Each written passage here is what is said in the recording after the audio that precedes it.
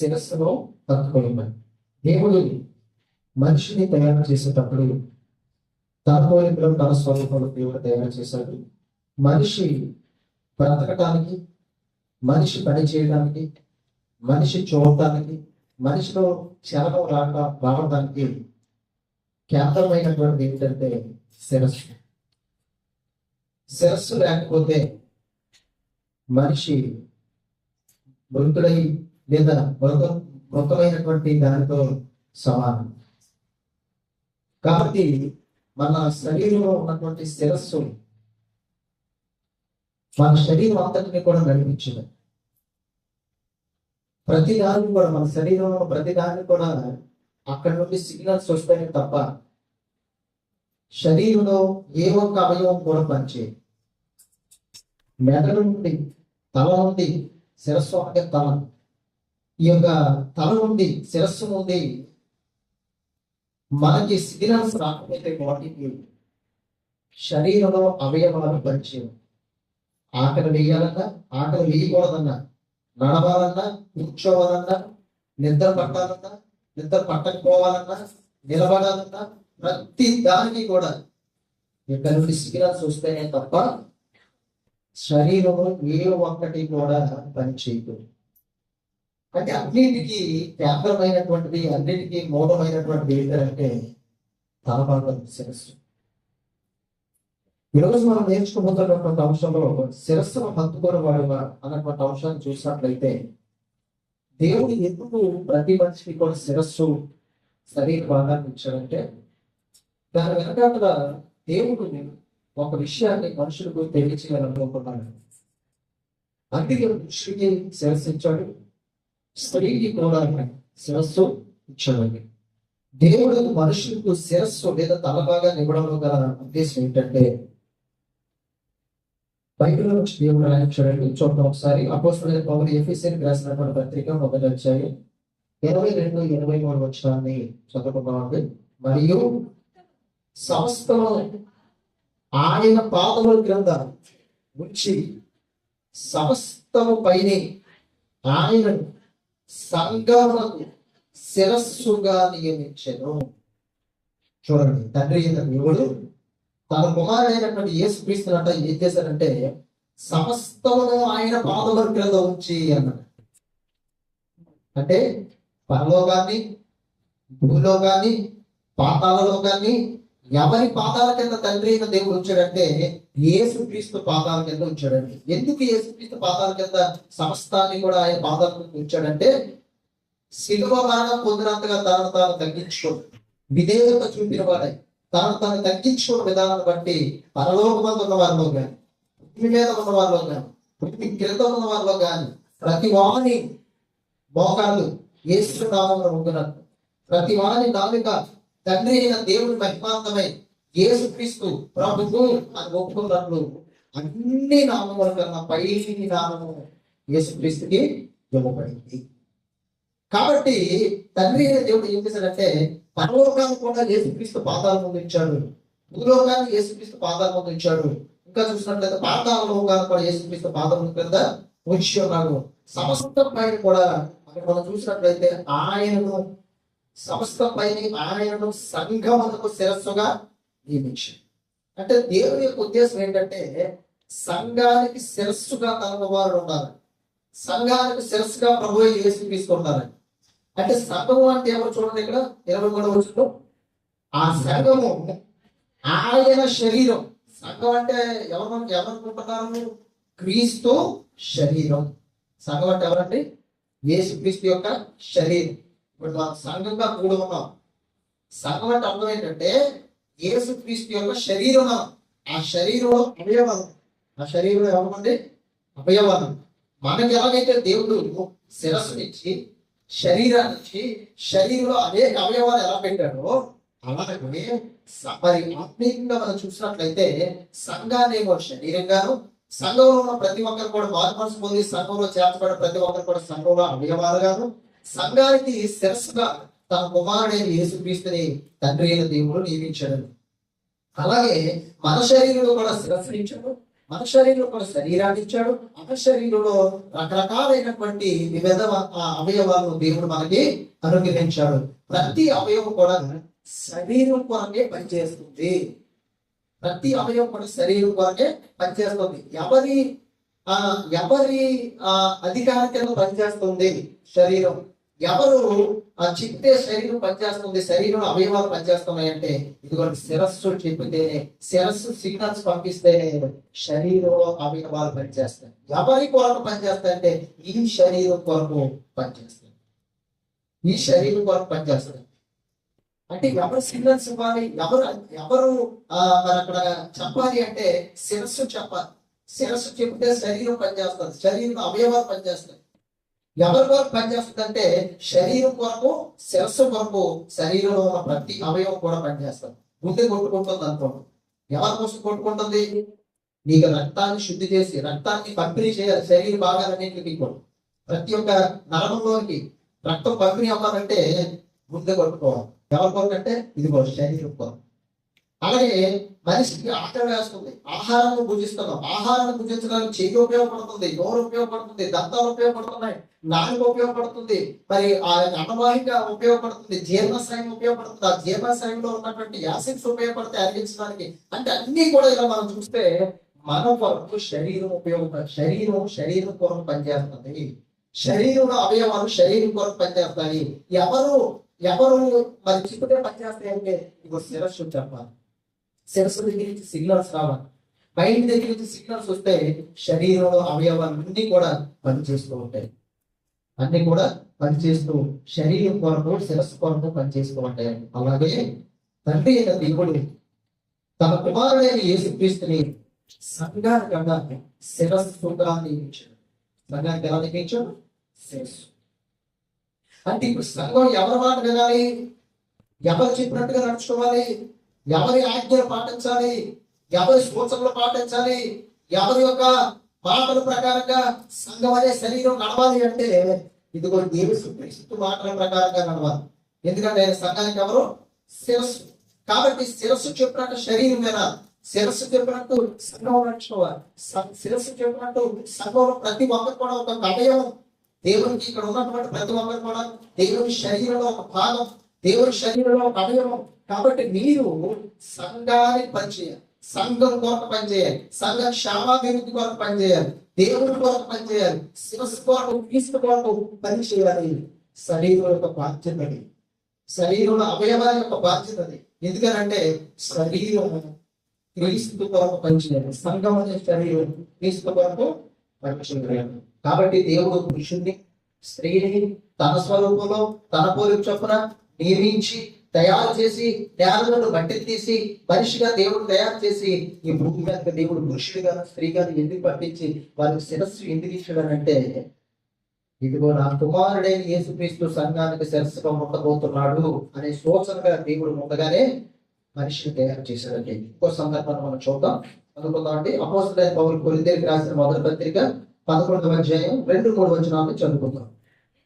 మీరు అన్ని విషయంలో నన్ను జ్ఞాపకం చేసుకోవచ్చు, నేను మీకు అప్పగించిన కట్టడలను గైకొంచున్నానని మిమ్మల్ని మెచ్చుకొంచున్నాను. చూడండి, ప్రతి పురుషునికి శిరస్సు ఎవరండి? క్రీస్తు.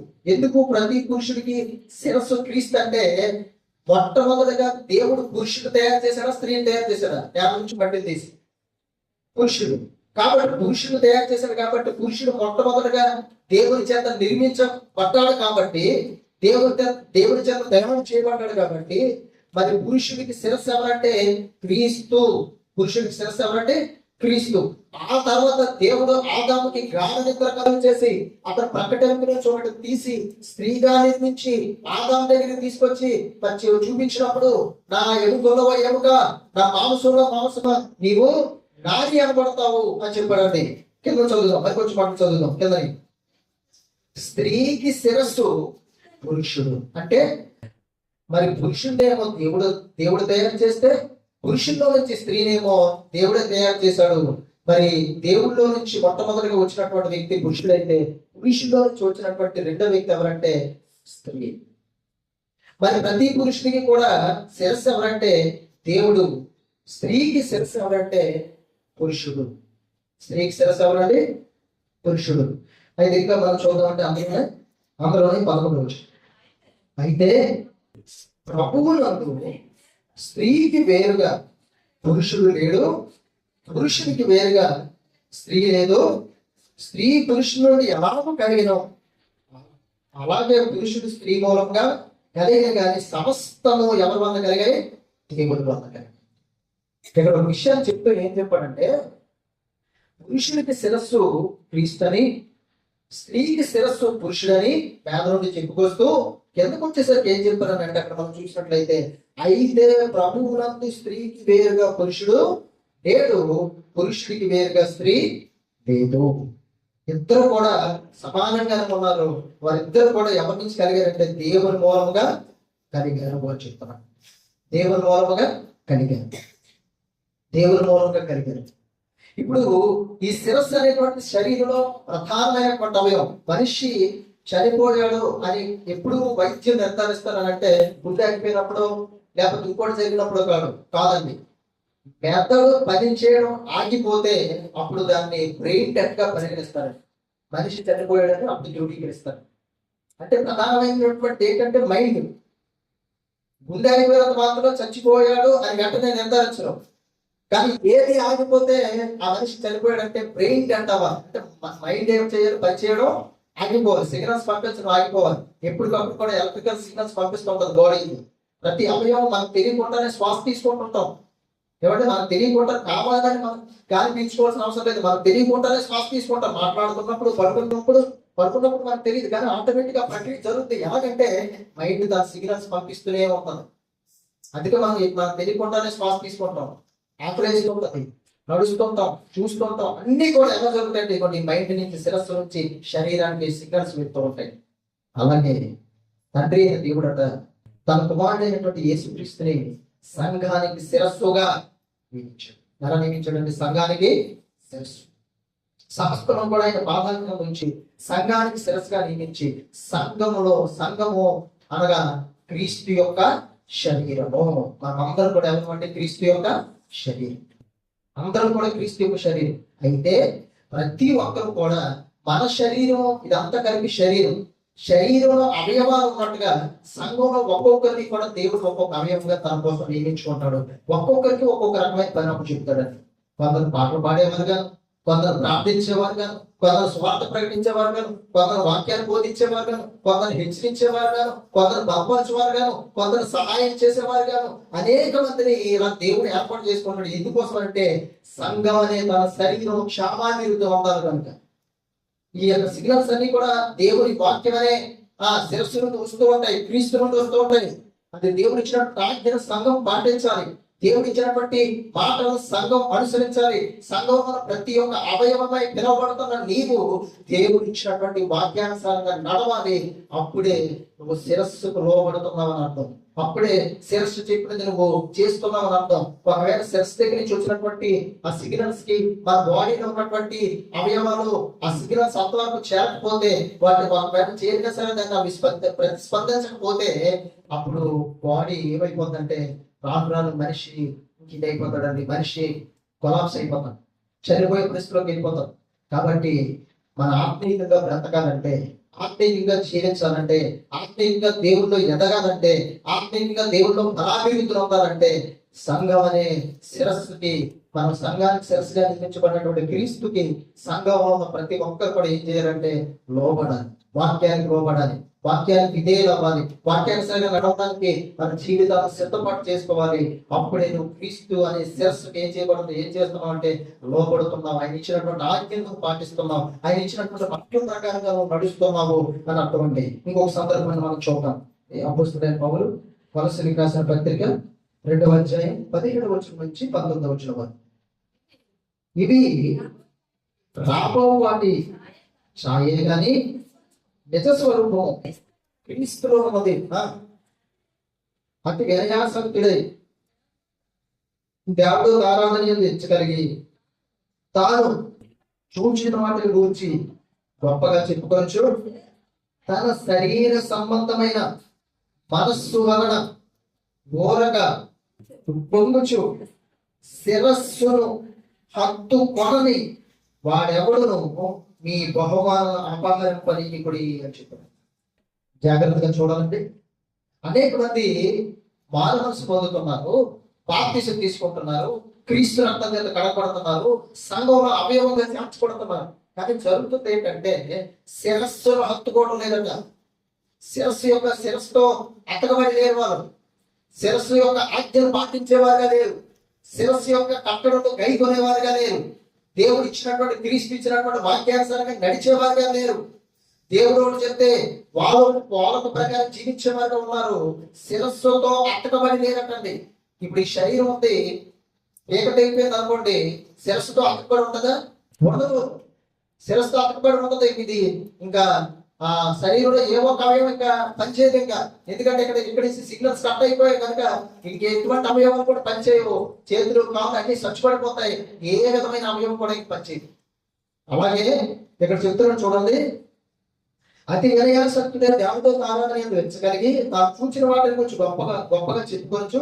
తన శరీర సంబంధమైన మనసు వల్ల ఊరక ఒప్పుకోవచ్చు. అంటే మనసు శరీర సంబంధంగా ఉంటూ పేరుకి క్రీస్తు నమ్ముకుంటూ పేరుకి బాప్తిసం తీసుకుంటూ జీవించుచున్నామన్న పేరు మాత్రం కలిగి ఉన్నట్లయితే అప్పుడు ఏం జరుగుతుందంటే శిరస్సును హత్తుకున్న వాడు ఎవడు మీ బహుమానంలో అపహరింపనీకుడి అని చెప్పారు. అంటే ప్రతి క్రైస్తవులు, ప్రతి దేవుని బిడ్డ, ప్రతి దేవుని కుమారుడు, దేవుని కుమార్తె క్రీస్తుని హత్తుకొని జీవించాలి. శిరస్సును హత్తుకొని జీవించాలి. దేవుడు మొట్టమొదటిగా ఆదాముని హవ్వని తయారు చేసిన తర్వాత దేవుడు ఆదాం దగ్గరికి హవ్వను తీసుకొని వచ్చినప్పుడు ఏం చెప్పాడంటే ఆదాం ఒకసారి చూడండి. ఆదికాండం 2వ అధ్యాయం 22వ వచనం నుంచి చదువుతామండి 25 వరకు. తరువాత దేవుడే యెహోవా తాను ఆదాము నుండి తీసిన ప్రక్కటెముకలను స్త్రీనిగా నిర్మించి ఆమెను ఆదాము వద్దకు తీసుకొని వచ్చాడు. ఆదాము గాండంతా కలుగు చేశాడు దేవుడు. ఆదాము ప్రక్కలను చొక్కిముకు తీశాడు. స్త్రీగా దేవుడు నిర్మించాడు. అలా నిర్మించి ఆదాము దగ్గరికి తీసుకొని వచ్చాడండి.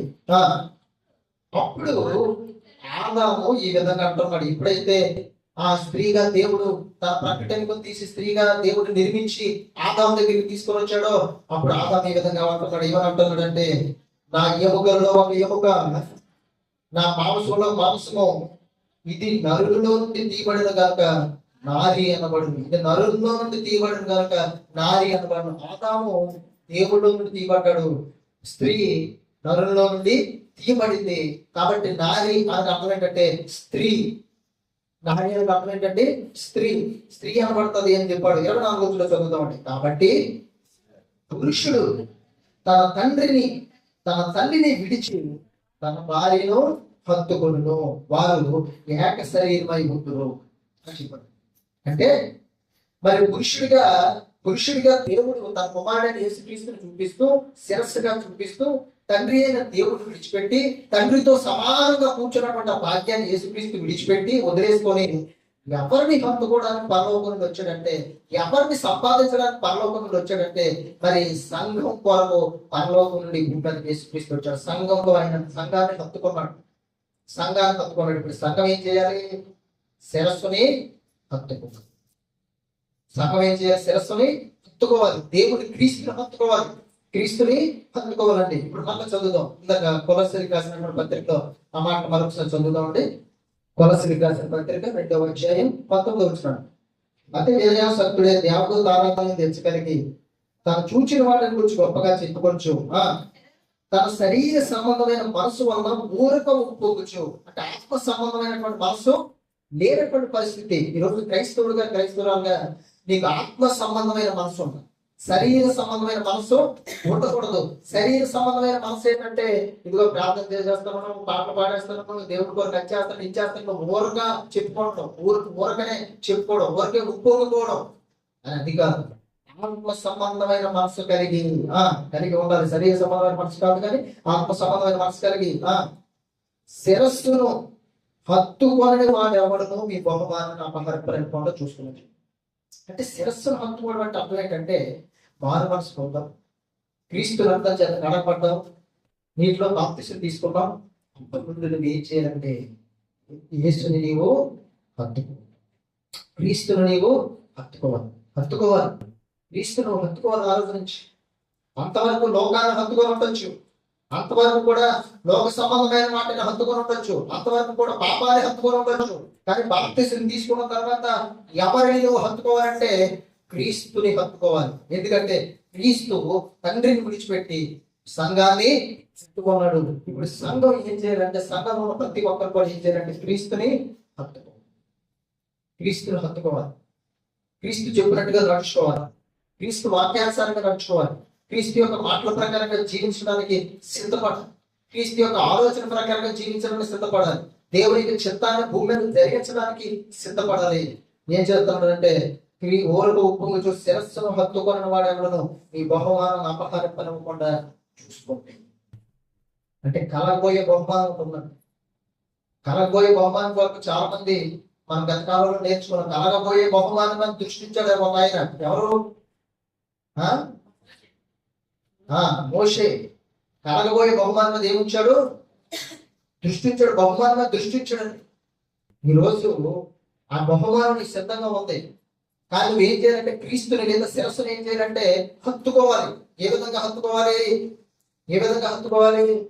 క్రీస్తు మాటల ప్రకారం నువ్వు జీవించాలి, వాక్యానుసారంగా నువ్వు బ్రతకాలి, దేవుని ఆజ్ఞకు నువ్వు లోబడాలి, దేవుని కట్టలను అనుసరించి నువ్వు నడవాలి.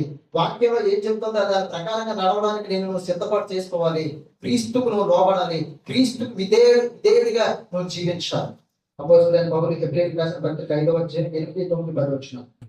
ఆయన కుమారుడై ఉండి తాను పొందిన శ్రమల వల్ల విధేయతను నేర్చుకునేను, మరియు ఆయన సంపూర్ణ సిద్ధి పొందినవాడై మెల్కీసెదెకు యొక్క క్రమంలో చేరిన ప్రధాన యాజకుడైన దేవుని చేత పిలువబడి, ఇప్పుడు మీ జాగ్రత్తగా చూడాలి, ఆయనకు విధేయులైన వారందరికీ నిత్య రక్షణకు కారకుడాయి. అంటే ఏం చేయాలి? సంఘం క్రీస్తుకి ఏం చేయాలి? విధేయత చూపించాలి. భర్తకు భార్య ఏం చేయాలి? లోబడాలి అని చెప్పాడు. క్రీస్తుకు సంఘం ఏం చేయాలి? విధేయత చూపించాలి. అప్పుడే నువ్వు క్రీస్తుతో అట్టకబడి ఉన్నట్టు, శిరస్సుతో అట్టకబడి ఉన్నట్టు. లేకపోతే శిరస్సుకి నీకు ఏ సంబంధాలు లేవండి, లేకపోతే క్రీస్తుకి నీకు ఎటువంటి సంబంధాలు లేనంటే. అంటే క్రీస్తుకి విధేయుడు అవ్వాలి. క్రీస్తుకి విధేయుడు అంటే అవ్వడం అంటే ఏ విధంగా? వాక్యానికి విధేయుడిగా కావాలి. వాక్యానికి విధేయురాలు కావాలి. దేవుడు నీతో వాక్యం ద్వారా మాట్లాడుతున్నప్పుడు ఆ వాక్యాన్ని అంగీకరించి ఆ వాక్యానికి విధేయుడిగా ఉండాలి, ఆ వాక్యానికి విధేయురాలుగా ఉండాలి. అప్పుడే నువ్వు ఎవరితో అట్టకబడి ఉన్నావంటే శిరస్సు అనబడిన క్రీస్తుతో అట్టకబడి. అదే వాక్యానికి విధేయత కనిపించడం లేదనుకోండి, క్రీస్తుతో అట్టకబడి లేవండి. మరి శిరస్సుతో ఏం చేయబడలేవు? అట్టకబడలేవు. అక్కడి నుంచి ఎన్ని సిగ్నల్స్ వచ్చినా సరే ఇంకా నీ వరకు అవి చేరవు, నీ వరకు అవి తాకవు. కాబట్టి రాను ఏమైపోద్ది అంటే ఇక్కడి నుంచి సిగ్నల్స్ శరీరానికి అందకపోతే ఏమైపోతాయి? శరీరం అవయవాలు డ్యామేజ్ అయిపోతాయి. అలాగే నీ ఆత్మీయ జీవితం కూడా ఏమైపోతాయి? ఇక్కడి నుంచి సిగ్నల్స్ నీకు అందకపోతే, వాక్యం అనే సిగ్నల్స్ నీకు అందకపోతే, క్రీస్తు అనే శిరస్సు నుంచి సిగ్నల్స్ నీకు అందకపోతే, నువ్వు శరీరంలో అవయవాలు కనుక నువ్వు విధేయురాలు అవ్వకపోతే ఏమైపోతావు తెలుసా? రాను నీ యొక్క ఆత్మీయ జీవితం బలహీనపడిపోతుంది, రోగిగా మారిపోతావు. మరికొన్ని రోజులు పోయిన తర్వాత ఆ అవయవం ఏమైపోతే చనిపోతాయి. అలాగే ఆత్మీయ జీవితంలో కూడా నువ్వు ఏమైపోతావంటే చనిపోయే స్థితిలోకి వెళ్ళిపోతావంట. శిరస్సుతో అట్టకబడి లేకపోతే చనిపోయే స్థితిలోకి వెళ్ళిపోతావు. ఇప్పుడు చదువుతాడు కొలసీలకు రాసిన పత్రికలో కింద వరకు చదువుతాం. 2వ అధ్యాయం 18, 19 వచ్చినాడు. అతి కన్యాశక్తిగా దేవత ఆరాధనతో తాను చూచిన వాటి గురించి గొప్పగా చెప్పుకొనొచ్చు, తన శరీర సంబంధమైన మనసు వల్ల ఊరి కొట్టుకోవచ్చు. శిరస్సును హత్తుకొని వాడేవాడు మీ బహుమానము అపహరింపనీయుడి. శిరస్సు మూలముగా సర్వ శరీరము కీళ్ళ చేతను నరముల చేతను పోషింపబడి అప్పకబడినదై దేవుని వలన కలుగు వృద్ధితో అభివృద్ధి పొందుచున్నది అని చెప్పాడు. కాబట్టి దాన్ని జాగ్రత్తగా చూద్దాం మరొకసారి. శిరస్సు మూలముగా సర్వ శరీరము కీళ్ళ చేతను నరముల చేతను పోషింపబడి అంటే ఈ యొక్క శరీరానికి శిరస్సుగా ఉన్నటువంటి క్రీస్తు నుండి ఆజ్ఞలు, వాక్యము, మాటలు మరి సంఘం అనే శరీరంలోనికి వెళ్ళి అవయవాల్లోనికి వెళ్ళి అవి ఏం చేస్తాయని చెప్తాడంటే మరి అక్కడ చూసినట్లయితే ఆ శిరస్సు మూలంగా సర్వ శరీరము కీళ్ళ చేతను నరముల చేతను పోషింపబడి, అంటే శరీరానికి దేవుని వాక్యం వల్ల ఏమొస్తుందంటే జీవం వస్తుందండి. శరీరానికి దేవుని వాక్యం వల్ల సంఘానికి ఏమొస్తుంది? జీవం. ఆయన మాటల్లో జీవం ఉంది, ఆయన మాటల్లో ఆత్మ ఉంది. నా మాటలో ఆత్మయు జీవమై ఉన్నాయని చెప్పాడు. కాబట్టి దేవుని మాటల వల్ల మళ్ళీ ఏం కలుగుతుందంటే జీవం కలుగుతుంది. ఆ జీవము సంఘంలో ప్రతి అవయవంలోకి వెళ్తుంది. ఆ వాక్యం అనే జీవం సంఘంలో ప్రతి ఒక్క అవయవంలోకి చేరి దాన్ని ఏం చేస్తుంది అంటే మనం చూసినట్లయితే పోషిస్తుంది. అవయవాన్ని ఏం చేస్తుంది? పోషిస్తుంది. అవయవం పోషించబడుతుంది. అవయవానికి సిగ్నల్స్ వెళ్తాయి, అవయవానికి రక్త ప్రసరణ వెళ్తుంది, అవయవానికి పోషకాలు వెళ్తాయి, అవయవానికి విటమిన్లు వెళ్తాయి, శరీరానికి విటమిన్లు వెళ్తాయి, శరీరానికి మరి ఖనిజాలు వెళ్తాయి, శరీరానికి అనేకమైనటువంటి మినరల్స్ వెళ్తాయి. అవన్నీ కూడా ఆయన అవయవాన్ని బలోపేతం చేస్తాయి, ఆ అవయవాన్ని ఆరోగ్యకరంగా ఉంచుతాయి. అలాగే క్రీస్తు మాటలు నీ యొక్క జీవితంలోకి వెళ్తే, క్రీస్తు మాటలకు నువ్వు విధేయుడు అయితే, క్రీస్తు మాటలకు నువ్వు లోబడే వ్యక్తి అయితే, ఆయన మాట నీలో జీవాన్ని, ఆయన మాట నీలో ఆత్మని కలుగు చేసి నీవు ఆత్మీయంగా ఆరోగ్యంగా, ఆత్మీయంగా భక్తిగా, ఆత్మీయంగా యథార్థంగా, ఆత్మీయంగా దేవుడు అంటే భయభక్తులు కలిగి జీవిస్తూ దేవుని కొరకు బ్రతికే వ్యక్తిగా నీవు ఉంటావు. దేవుని కొరకు పనిచేసే వ్యక్తిగా నీవు ఉంటావు. అంటే క్రీస్తు మాటలో నీ లోపల కలగటం లేదనుకో, క్రీస్తు సంఘంలో అవయంగా ఉన్న నీలోనికి శిరస్సులో నుంచి సిగ్నల్స్ రావటం లేదనుకో, పోషకాలు రావటం లేదనుకో, జీవం రావటం లేదనుకో, ఏమైపోతావు? నీ జీవితంలో ప్రార్థన తగ్గిపోద్ది, భక్తి తగ్గిపోద్ది, విశ్వాసం తగ్గిపోద్ది, ప్రేమ తగ్గిపోద్ది, భయము తగ్గిపోద్ది, ఆసక్తి తగ్గిపోద్ది, అన్ని తగ్గిపోతాయి. తగ్గిపోయి ఏమైపోతావు అంటే లాస్ట్ కి జీవించుచున్నావు అన్న పేరు నీకుంది, కానీ నీవు వృద్ధురాలిగా మారిపోతారండి. అందుకే దేవుడు అంటున్నాడు, శిరస్సుతో హత్తుకొనబడిన వాడెవడు నీ బహుమానాన్ని అపహరింపని. ఇప్పుడు జాగ్రత్తగా చూసుకోండి. సంఘంలో ప్రతి ఒక్కరు శిరస్సుతో, క్రీస్తుని శిరస్సుతో హత్తుకోవాలండి. క్రీస్తుని హత్తుకోవాలి. వాక్యంతో, వాక్యానికి లోబడుతూ, వాక్యానుసారంగా జీవిస్తూ, దేవుడికి విధేయత చూపిస్తూ, ఆయన రక్షణ ఇచ్చే రక్షణ కారణం కనుక దానికి విధేయులైనటువంటి వారందరినీ కూడా నిన్ను రక్షించాలంటే, నిన్ను పరలోకానికి తీసుకెళ్లాలంటే, నిన్ను ఆ ఉన్నతమైన లోకంలో కూర్చొని పెట్టాలంటే క్రీస్తుతో నువ్వు హత్తుకోవాలి. క్రీస్తుని హత్తుకొని జీవించాలి మరణాంతరం వరకు కూడా. క్రీస్తుని హత్తుకొని జీవించాలని మరణాంతరం వరకు కూడా. కాబట్టి అక్కడ చెప్తున్నాను చూడండి, ఆ శిరస్సు మూలముగా సర్వ శరీరము కీళ్ళ చేతను నర్మల చేతను పోషింపబడి హత్తుకబడింది దేవుని వల్ల కలుగు వృద్ధితో అభివృద్ధి పొందుచుండి. దేవుడు వాక్యంతో ఏం చేస్తున్నాడు అంటే పోషిస్తున్నాడు ప్రతి ఒక్కరిని కూడా ఆత్మీయంగా. తన వాక్యమనే జీవంతో, వాక్యమనే ఆహారంతో పోషిస్తుంటాడు. వాక్యం అనేటువంటి మినరల్స్ తో నీ శరీరానికి, వాక్యం అనే విటమిన్స్ తో నీ శరీరానికి, వాక్యం అనేటువంటి ఆ జీవంతో, ఆత్మతో నీ శరీరానికి ఆయన పోషిస్తూ ఉంటాడు. నరాలు బలంగా ఉంటాయి. మరి ఎముకల చేత అతకబడి ఉంటావు, ఒకరి చేత ఒకరు అతకబడి దేవునిలో దినదినము ప్రార్థనలో అభివృద్ధి పొందుతాం, విశ్వాసంలో అభివృద్ధి పొందుతాం, ప్రేమలో అభివృద్ధి పొందుతాం, భక్తిలో అభివృద్ధి పొందుతాం, నిరకడలో అభివృద్ధి పొందుతాం, సాత్వికంలో అభివృద్ధి పొందుతాం, దేవుడు ఇచ్చినటువంటి ఆత్మ ఫలాల్లో అభివృద్ధి పొందుతాం. ప్రతి విషయంలో కూడా అభివృద్ధి పొంది దేవుని కొరకు పనిచేసే వ్యక్తిగా మారిపోతాం, దేవుని కొరకు జీవించే వ్యక్తిగా మారిపోతాం, దేవుడిని చూసి సంతోషించే వ్యక్తిగా, ఆరోగ్యకరమైన విశ్వాసిగా, ఆరోగ్యకరమైన అవయవముగా, ఆరోగ్యకరమైనటువంటి శరీర భాగంగా క్రీస్తు సంఘంలో నీవు ఉంటావు. క్రీస్తు సంఘంలో నీవు ఉంటావు. లేకపోతే నీకు అందవలసినటువంటి ఖనిజాలు, నీకు అందవలసినటువంటి పోషకాలు నీ యొక్క అవయవాన్ని నీకు అందకపోతే ఒకరోజు ఆ అవయవం పాడైపోతుంది. అవయవం పాడైపోతుంది. మంచి అవయవం కుళ్ళిపోయే పరిస్థితిలో చూడండి. చాలా మందికి హార్ట్ కుళ్ళిపోయే పరిస్థితిలో ఉంది, కిడ్నీస్ ఫెయిల్యూర్ అయిపోయే పరిస్థితిలో ఉంది, అలాగే జీర్ణ వ్యవస్థ ఫెయిల్యూర్ అయిపోయే పరిస్థితుల్లో పెరిగిపోతూ ఉంటుంది. ఎందుకంటే మరి అక్కడికి వెళ్ళవలసినటువంటి సరైనటువంటి పోషకాలు, సరైనటువంటి ఇది వెళ్ళకపోవడం బట్టి అవయవాలు ఏమైపోతాయి అంటే, ఏదైనా వేస్టేజ్ అందులో వెళ్ళింది అనుకోండి, అవయవాలు ఏమైపోతాయి? పాడైపోతాయి. అలాగే నీ జీవితంలోనికి దేవుని మాటలే రావాలి తప్ప లోకపు మాటలు వచ్చాయనుకో, ఆత్మీయంగా ఏమైపోతావు? పాడైపోతావు. ఆత్మీయంగా బలహీనంగా మారిపోతావు, దేవుడు దూరం అయిపోతావు, ఆత్మీయంగా చచ్చిపోతావు, బలహీన పడిపోతావు, అవయవంగా క్రీస్తులో బలహీన పడిపోతావు. క్షేమాభివృద్ధి ఉండలేవు, అభివృద్ధి పొందుకోలేవు, దినదినం అభివృద్ధి పొందుకోలేవు. నేను చిన్నప్పుడు మరి పాలు తాగే వయసులో పిల్లలకు పాలు, తర్వాత ఎంకేదో తినిపించి, ఆ తర్వాత ఇల్లు అలాంటి తినిపించి వాడిని ఏం చేస్తారంటే దినదినము ఆహారాన్ని భుజించే స్థాయిలను తీసుకున్నాను. ఆ తర్వాత ఇంకా పెరుగుతున్నప్పుడు బలమైన ఆహారం పెట్టడానికి ఆసక్తిపడుతూ ఉంటాను. ఈ వాక్యం అలా నువ్వు బాప్టిజం పొందినప్పుడు నువ్వు మరి పిల్లలను పోలి ఉంటే ఆ తర్వాత దినదినం కూడా బలమైన ఆహారాన్ని తినే స్థాయిలోనికి వెళ్ళాలి. అప్పుడు ఏమవుతాయండి? అవయవాలు పెరుగుతావు, అవయవాలు అభివృద్ధి పొందుతాయి, నీ శరీరంలో భాగాలు అవన్నీ కూడా అభివృద్ధి పొందుతాయి. మంచి బలమైనటువంటి శరీరంగా మార్చబడతాయి, బలమైన అవయవాలుగా మార్చబడతాయి. శరీరంలో అంటే దినదిన వయసు పెరుగుతుంది ఎదుగుతున్నప్పుడు బలమైన శరీరాలుగా మార్చబడతాయి, బలమైన అవయవాలుగా మార్చబడతాయి. ఎందుకంటే ప్రతి ఒక్క తింటులో ఉన్నటువంటి ఆహారం ఉన్నటువంటి పోషకాలన్నీ కూడా శరీరంలో ఒక అవయవాలకు వెళ్తాయి కనుక ఈరోజు బాప్టిజం తీసుకుంటూ మొదలుకొని ఈ రోజు వరకు నీవు దేవుడు ఇచ్చినటువంటి పోషకమైన వాక్యం అనే పోషకాలను నీ జీవితంలో నువ్వు తీసుకోకపోతే, వాక్యానికి నువ్వు లోపడకపోతే, వాక్యానుసారం బ్రతకపోతే, శిరస్సు అనే క్రీస్తును హత్తుకోకపోతే ఏ పోషకాలు నీలోనికి రావు, ఎటువంటి జీవం నీలోనికి రాదు, ఎటువంటి దేవుని వాక్యం అనే ఆత్మ నీలోనికి రాదు. నువ్వు ఎండిపోయినటువంటి స్థితిలో, కుళ్ళిపోయినటువంటి స్థితిలో, మరి బలహీనురాలుగా అయిపోయినటువంటి స్థితిలోనికి వెళ్ళిపోతాం.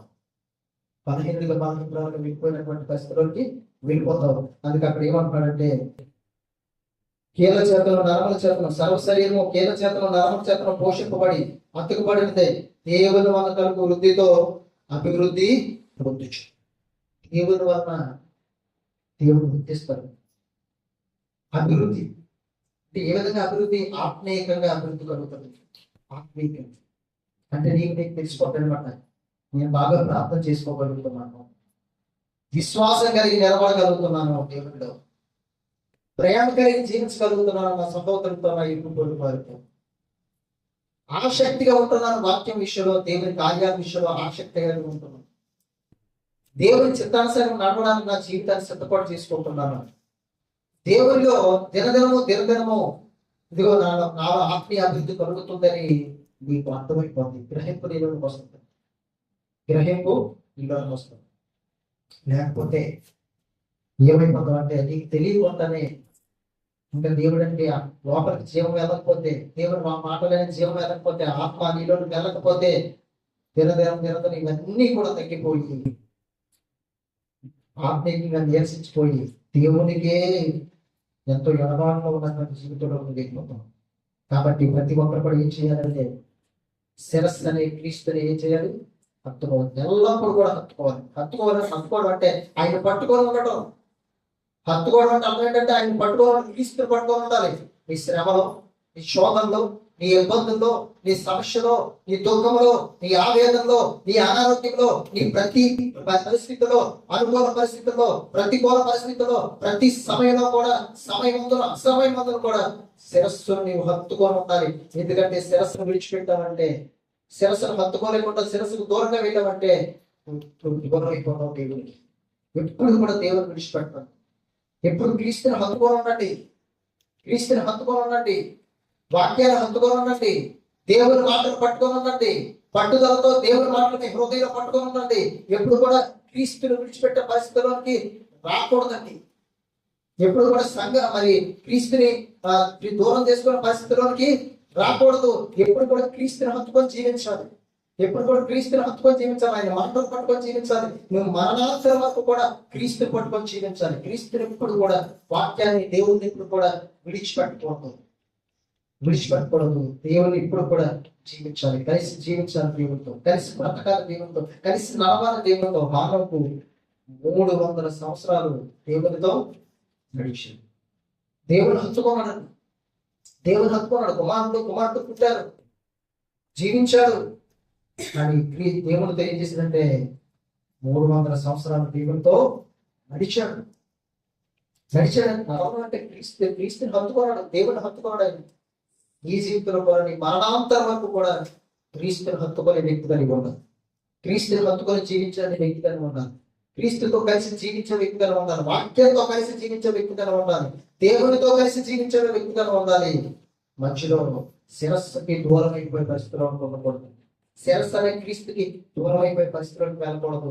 అప్పుడు ఒకవేళ వెళ్తే మీరు పోషకాలు తగ్గిపోతాయి, వాక్యాలు తగ్గిపోతాయి, మరి నీవు ఏమైపోతావు? విశ్వాస జీవితంలో బలహీనంగా వెళ్ళిపోతావు. ఒక రోజు పూర్తిగా ఆత్మీయ స్థితిలో ఏమైపోతావో తెలుసా? చనిపోతావు. పూర్తిగా ఆత్మీయ స్థితిలో చచ్చిపోతాం. బయటకు బ్రతిక ఉంటాం కానీ ఆత్మీయ స్థితిలో ఏమైపోతాం? దేవుడు ఆదాముతో చెప్పాడు, ఇక్కడున్న ఫలాలన్నీ కూడా తిను, కానీ మధ్యలో ఉన్నటువంటి ఫలాన్ని నీవు తినదు, తిరిగి నిశ్చయంగా నీవు చనిపోతుంది చెప్పు. చాలా దినాలు తినలేదు, దేవునితో క్రీస్తుతో హత్తకబడి ఉన్నాడు, శిరస్సుతో హత్తకబడి ఉన్నాడు. ఒకరోజు సర్పం వచ్చింది, ఇది నిజమా? ఎక్కడున్న ఫలాల్లో దేనైనా తినవద్దని దేవుడు మీతో చెప్పాడంటే అవ్వంటుంది. ఇంకో తోట మధ్యలో ఉన్నటువంటి ఫలాన్ని తినకూడదని, కొట్టకూడదని దేవుడు చెప్పాడంటే తింటే చచ్చిపోతాం అంటే మీకు చావరు. ఆ తిని దేవుని నిత్యంగా దేవతలుగా మారిపోతారంటే ఆశపడింది. అంతవరకు కూడా దేవునితో ప్రతి చల్లకుండా మాట్లాడుతూ దేవుడు మాట్లాడుతూ నీవు దేవుడితో మాట్లాడుతూ ఉన్నటువంటి ఆ యొక్క హత్తుకునే విధానం, ఆదాము హవ్వ దేవుడితో హత్తుకునే విధానం ఏమైపోయిందంటే ఆ ఫలాన్ని తీసుకొని తిని ఆదాముకి ఇచ్చినప్పుడు అతను కూడా తిన్నాడు. వారిద్దరు కళ్ళు తెరవబడ్డాయి, దిగంబరం అనుకున్నారు, ఆకులు పుట్టి శరీర భాగాలు కప్పుకున్నారు. దేవుడు తీసుకున్నాడు, ఆదాము ఎక్కడున్నాటయ్యా? ఇదిగో నోట మధ్యలో ఉన్నాను, నీ స్మరం విన్నప్పుడు దిగంబరిగా ఉన్నాను కనుక భయపడి దాక్కున్నాను అంటున్నాడండి. అంటే హత్తుకు ఏమైపోయింది? హత్తుకుబడి ఏమైంది? తెగిపోయింది. శిరస్సును హత్తుకున్నాను అంతవరకు, ఆ హత్తుకునే విధానం ఏమైంది? దూరం అయిపోయింది. దేవుడు అనుకోవాల్సిన ఆదాం ఎక్కడ ఉన్నావు? ఇంతకుముందు అడగలే, మరి ఇప్పుడు అడుగుతున్నట్టు దేవుడు ఆదాం ఎక్కడున్నా? ఈరోజు నువ్వు దేవుణ్ణి హత్తుకునే వ్యక్తిగా ఉండాలి. శిరస్సు అనే క్రీస్తుని ఏం చేయాలి? హత్తుకునే వ్యక్తిగా ఉండాలి. దేవునికి దూరం అయ్యే వ్యక్తిగా ఉండకూడదు. నీ కడ వరకు, నీ మరణం వరకు కూడా ప్రభువును హత్తుకోవాలి. అప్పుడే సంఘానికి శిరస్సు ఆయన కనుక, సంఘం ఆయన శరీరం కనుక, సంఘంలో ఒక అవయవారం కనుక ఆయనలో ఉన్నటువంటి పోషకాలన్నీ నీలోకి వచ్చి, వాక్యమైన జీవం అంతా నీలోకి వచ్చి దేవుని కొరకు బ్రతికి బలాభివృద్ధి పొందుతావు, దేవుని కొరకు జీవిస్తావు. ఒకరోజు దేవుని కొరకు చనిపోతావు. ప్రభు వచ్చేటప్పుడు నిన్ను మరలా మృతుల్లో నుండి లేపి అక్షయమైన శరీరాన్ని ఇచ్చి తాను ఉన్నటువంటి గొప్ప లోకానికి నిన్ను ప్రభు ఒకరోజు వేగాల మీద తీసుకొని వెళ్ళబోతున్నాడు.